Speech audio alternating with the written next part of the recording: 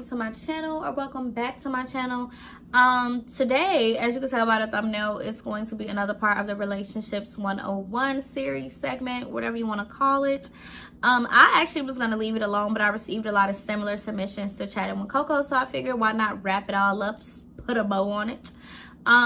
It's a one big old topic. So the topic is strict relationships and marriages. And before we even get into this video, make sure that you have caught up on the last two Relationships 101 videos so that you can really understand where we are and where we are coming from with the things that we are discussing today. So before we even get into this, let me say that I am a firm believer in when you get into a relationship, you should be 100% of a whole individual, and so should the person who you're dealing with. It's important that you already know your deal breakers, that you know what works for you, what you can tolerate, what you're willing to tolerate. Am I going to like this about you a year from now, even 6 months from now? I believe that that is a key point to avoiding all of this confusion in the first place, because in a relationship, your job is not to change the person, but to enhance their life, to better their being. And the same thing for yourself. They should do that for you. The goal is not to change a person. It is not to find a fixer-upper and make them what you want them to be. That is not what a relationship is or should be. So now we can get into this video. Now that I've said that, and my first key point that I have my notes in front of me, so that's what I'm looking at. But my first key point is that strict significant others have pretty much the same effect as strict parents do on children. If you are constantly telling a person, no, they cannot do this, no, they cannot do that, no, no, no, no, no, eventually they start to have some type of resentment towards you, or they begin to rebel. And rebellion can be anything from as small as, I'm not gonna ask you, I'm just gonna do it, or going behind your back and doing things, just all types of stuff like that. It's the same thing with kids. If you tell a child, even if it's something that's not fun, if you tell them, no, you can't go to the park, no, you can't go here, no, you can't do this with your friends, no, you can't do that, eventually they start to believe that they are missing out on something. So they end up in a situation where they do things that they wouldn't necessarily do, but they're doing it because they don't know when the next time they'll be able to get out. So they now have a YOLO, whatever, live in this moment, oh my gosh kind of attitude. And it's the same thing with adults.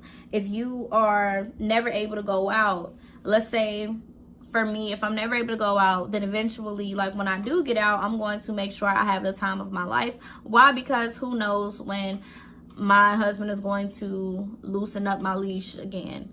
So that's not something that you want in a relationship. You don't want that. You don't want that in your marriage. You don't want your significant other feeling as though they can't come to you with things because you're always complaining about it, or you're always arguing, or there's always some type of confrontation behind their decision making. That's not something that you want in a relationship. It's not like, you don't want the resentment, and you definitely don't want the rebellion, because now you have 10 times more issues than what you would have had initially. Now you have the issue of, oh, you went behind my back, oh, you hid this from me, oh, you lied to me, oh, you said you were going to be here at this time, and oh, how did you even get into this situation? Now I don't trust you because you did this and you did that, and so on and so forth, and blah blah blah blah blah.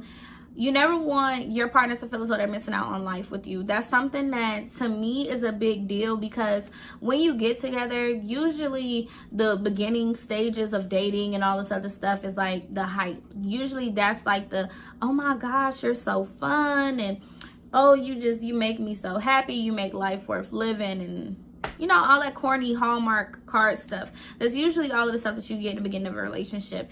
But you need to be realistic. If you know that you're not a going out kind of person, and you need to stress that in the beginning, you need to let them know that I'm a homebody. I don't mind being in the house. I don't mind having cats and not doing anything.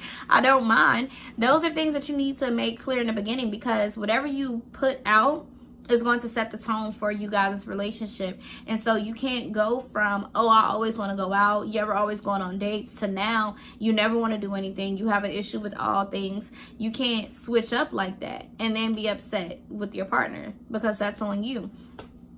I also put down that tight leashes cause a whole lot of wandering.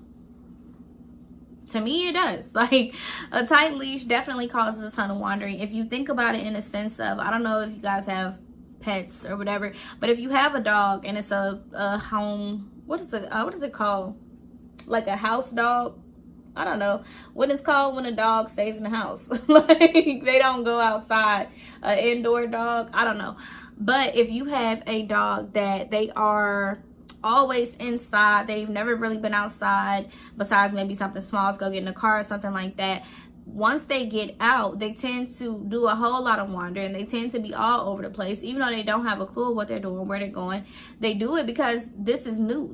All of this is new and exciting and fun and everything else. Even the same thing with having a tight leash. A tight leash on a dog, once you loosen it up, they're going to start to run around. And it's not just me comparing people to dogs, but like the same thing with people.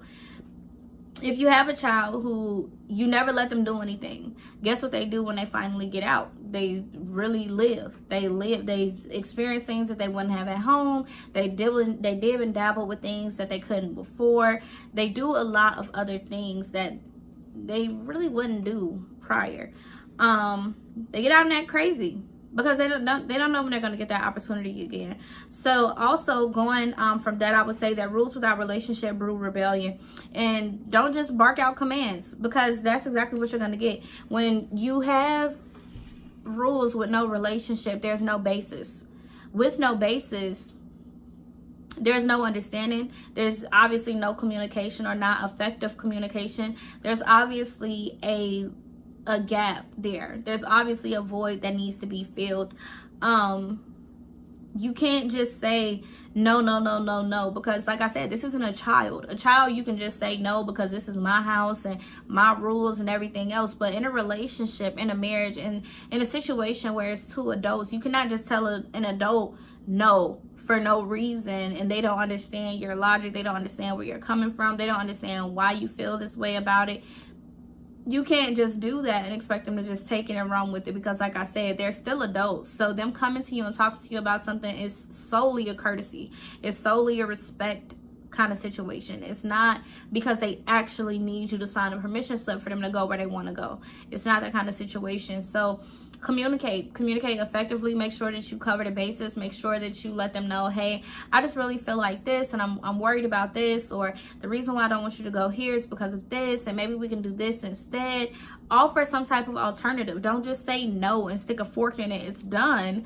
Offer some type of alternative. Be willing to negotiate, in a sense, like compromise.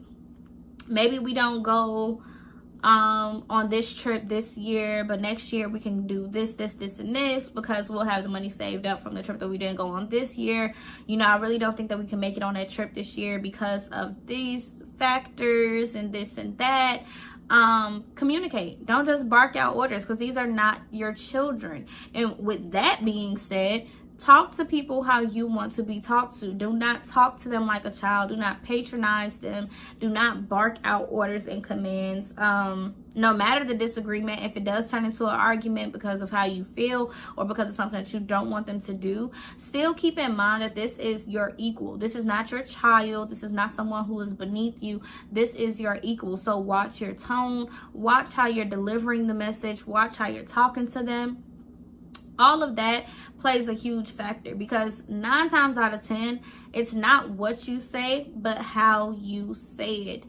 That's such a big part that people tend to forget. It doesn't matter really what you say, but how you say it. I could say, no, I don't really want you to go today. Or I could say, no, you're not going. That's a big difference. That's like, even though it's like similar wording, those are two very, very, very, very different things that I'm saying. Yeah. So we're gonna wrap it up. Pretty much. But just don't have the attitude that you own someone. They're not your property. Those are your equals. Treat them as such. Treat people how you would like to be treated, no matter if you agree with them or not. They are still adults at the end of the day. You don't want to breed rebellion in your marriage, in your relationship that may be leading towards marriage. You don't want that. So be aware of who you're dealing with before you even get completely committed. Don't put all your eggs in one basket until you know that this is is where I want to be, and I can deal with who you are or who you decide to be.